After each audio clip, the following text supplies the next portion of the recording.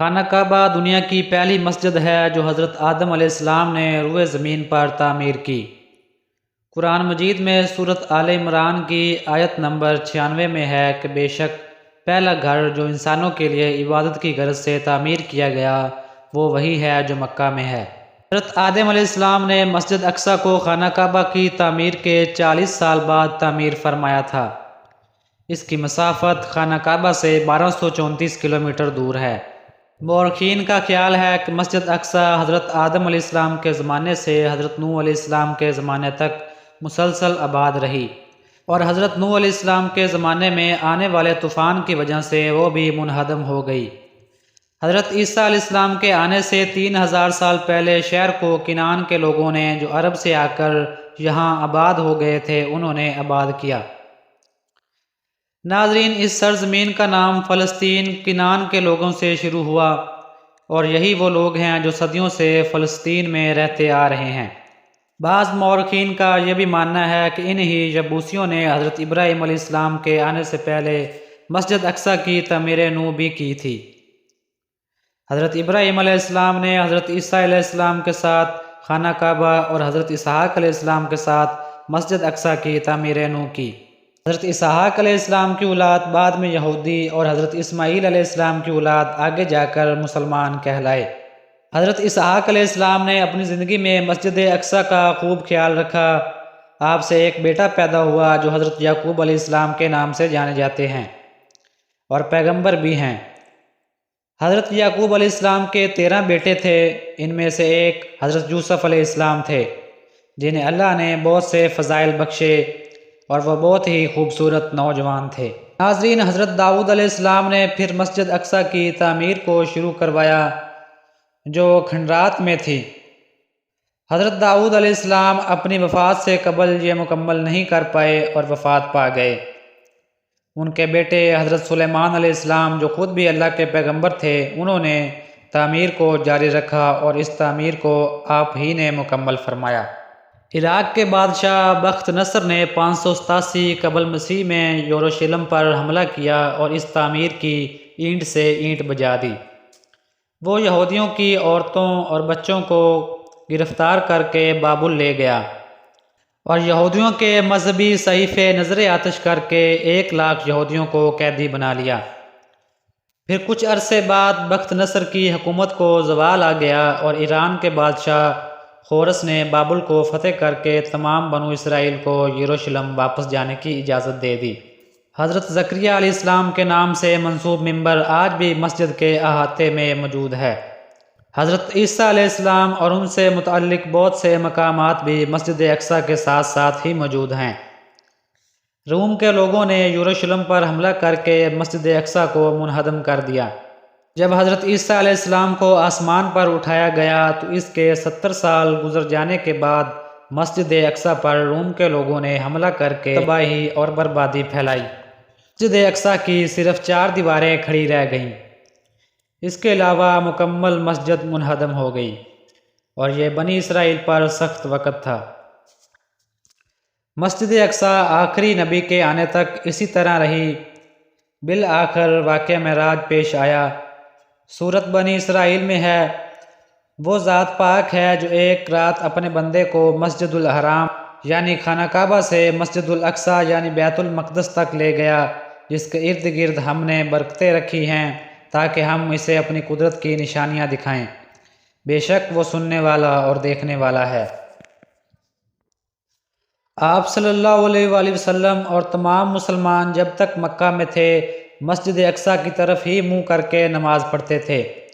یہ مدت کل 12 سال پر مشتمل ہے، اور جب مسلمان مکہ سے ہجرت کر کے مدینہ آئے تب بھی 17 ماہ تک مسلمان مسجد اقصیٰ ہی کی طرف منہ کر کے نماز پڑھتے رہے۔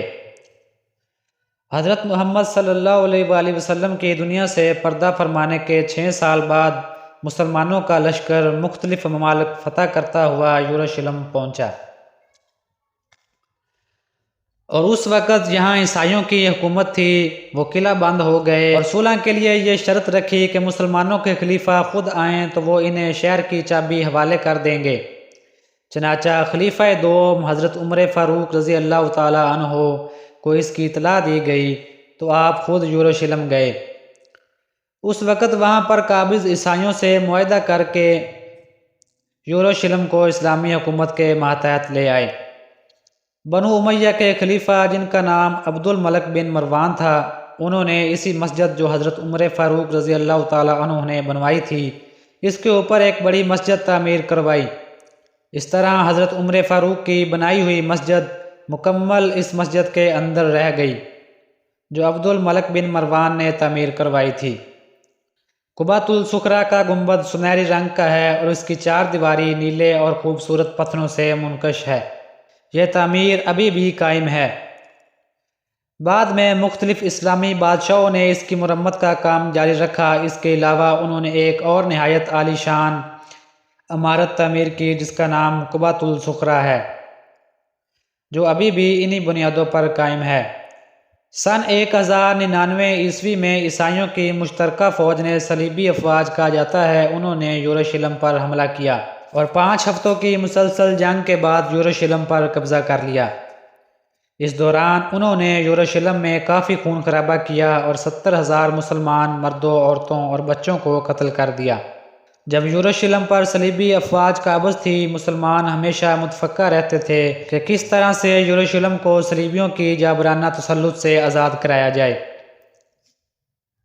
اور پھر سے اسے اپنی تحلیل میں واپس لایا جائے۔ اسی فکر کے ساتھ مسلمان بادشاہ نور الدین زنگی نے اقصی کے لیے ایک بہترین منبر بھی بنوایا تھا تاکہ یروشلم کی آزادی کے موقع پر اسے اقصی میں نصب کیا جائے۔ تاہم نور الدین بادشاہ اپنے اس مبارک ارادے کی تکمیل سے پہلے ہی وفات پا گئے اور یروشلم کو صلیبیوں سے آزاد نہ کروا سکے۔ اس کے بعد سلطان صلاح الدین ایوبی مسلمانوں کے بادشاہ ہوئے جو بہت ہی بہادر بادشاہ تھے۔ انہوں نے پہلے سے مسلمانوں کو جمع کیا اور صلیبی افواج کے خلاف جنگ کی قیادت سنبھالی۔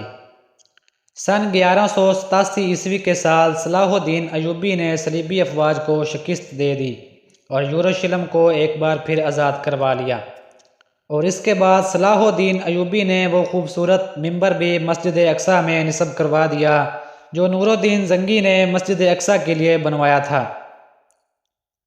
بدقسمتی سے یہ منبر ایک یہودی کے ہاتھوں سن 1969 عیسوی میں نظر آتش ہو گیا۔ صلیبیوں نے اپنی فتوحات کے موقع پر مسلمانوں کے ساتھ ظالمانہ سلوک کیے تھے۔ بیت المقدس جب نصرانیوں سے لیا تو صرف مسجد صخرہ میں 70,000 مسلمان قتل کیے گئے، مگر جب بیت المقدس کو صلاح الدین ایوبی نے فتح کیا تو عیسائیوں کو معمولی فدیہ لے کر باعزت و احترام نکلنے کا حکم دیا اور ان کے لیے زیارت کی عام اجازت بھی فرما دی۔ ناظرین، 1918 عیسوی میں سب کچھ تبدیل ہو گیا جبکہ برطانوی حکومت نے یروشلم کو اسلامی حکومت سے چھین کر اپنے قبضے میں لے لیا اور مکمل فلسطین کو اپنے زیر قبضہ لینا شروع کر دیا۔ برطانوی قبضے کے بعد یہودی لوگ دنیا بھر سے یروشلم میں آ کر رہائش پذیر ہو گئے کیونکہ دنیا بھر میں انہیں ظلم کا سامنا تھا۔ چند سالوں بعد ہزاروں کی تعداد میں یہودی لوگ فلسطین میں داخل ہوئے اور فلسطین میں اپنے لیے جگہ خریدنا شروع کی، جبکہ فلسطینی مسلمان جو کہ اس سرزمین سے پرانا تعلق رکھتے تھے اور سینکڑوں سالوں سے اس جگہ بسے ہوئے تھے، اس لیے انہوں نے اپنی سرزمین کو چھوڑنے سے انکار کر دیا۔ چنانچہ اس معاملے میں لڑائیاں شروع ہو گئیں کہ فلسطینی حضرات اپنی زمین کو چھوڑنے پر تیار نہ تھے کیونکہ یہودی ان کی سرزمین کو زور زبردستی ہتھیانا چاہتے تھے۔ چونکہ یہودیوں کی فوج مسلمانوں سے بہت زیادہ طاقتور تھی، اس لیے فلسطین کی زیادہ تر زمین پر ان یہودیوں نے قبضہ کر لیا۔ 1948 میں یہودیوں نے آزاد اسرائیلی ریاست کا اعلان کر دیا۔ 1987 میں مزید لڑائیاں ہوئیں اور اس طرح یہودیوں نے مسجد اقصی پر بھی قبضہ کر لیا اور مکمل یروشلم کو قبضے میں لے لیا۔ یہودیوں کو مسجد اقصی سے متعلق دعویٰ ہے کہ اس پر انہی کا حق ہے۔ یہودیوں کا اس بات پر اصرار ہے کہ تاریخی تناظر میں یروشلم اور مسجد اقصی پر انہی کا حق ہے اور مسلمانوں کا اس پر کوئی حق نہیں۔ اس لیے وہ چاہتے ہیں کہ یروشلم سے مسجد اقصی کو منہدم کر کے وہاں اپنی عبادت گاہ ہیکل سلیمانی سلیمان ٹیمپل تعمیر کریں۔ ان کا کہنا ہے کہ ہمارے نبی داؤد علیہ السلام سلیمان علیہ السلام نے یہاں یہودی عبادت خانہ تعمیر کیا تھا، لہٰذا آج بھی ہم ہی اس کے زیادہ حقدار ہیں کہ اس جگہ پر اپنا عبادت خانہ تعمیر کریں۔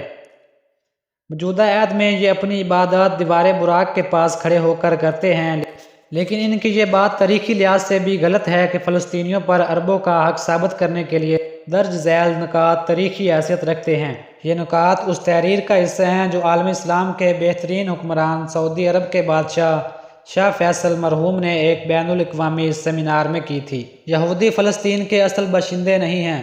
یہودی یروشلم کے باہر سے آ کر یروشلم پر قابض ہوئے تھے، جو فلسطین پر طاقت سے مسلط ہونے کے بعد کچھ عرصہ فلسطین میں رہے اور اس کے بعد نکال دیے گئے۔ فلسطین میں حضرت سلیمان علیہ السلام کے زمانے سے لے کر اب تک کبھی بھی خالص یہودی حکومت قائم نہیں ہوئی۔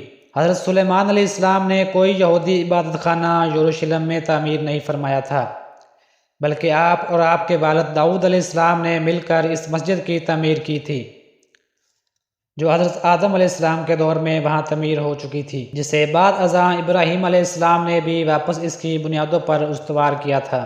تو یہ کوئی نئی تعمیر نہیں تھی، بلکہ پرانی تعمیر کو دوبارہ کھڑا کیا گیا تھا۔ جب فلسطین سے یہودیوں کو نکال دیا گیا تو اس میں صرف اس کے اصل باشندے ہی رہ گئے تھے۔ 16 سال کی طویل مدت کے دوران فلسطین میں کبھی کوئی یہودی آباد نہیں رہا۔ عربوں کی حکومت تقریباً 7ویں صدی سے فلسطین میں رہی، اس لیے تاریخی حقائق سے بھی یہ بات واضح ہو جاتی ہے کہ یروشلم یعنی فلسطین پر مسلمانوں ہی کا حق ہے۔ یہودی لوگ اس پر اپنا حق جو جتاتے ہیں وہ سراسر دھوکہ اور فریب ہے، کیونکہ یروشلم میں حضرت آدم علیہ السلام نے جو مسجد صرف اللہ کی عبادت کے لیے تعمیر کی تھی، وہ مسجد آج بھی اسی جگہ موجود ہے اور وہاں صرف اللہ ہی کی عبادت ہوتی ہے۔ یہ الگ بات ہے کہ مختلف زمانوں میں یہ منہدم ہوتی رہی اور اس کی تعمیر نو ہوتی رہی۔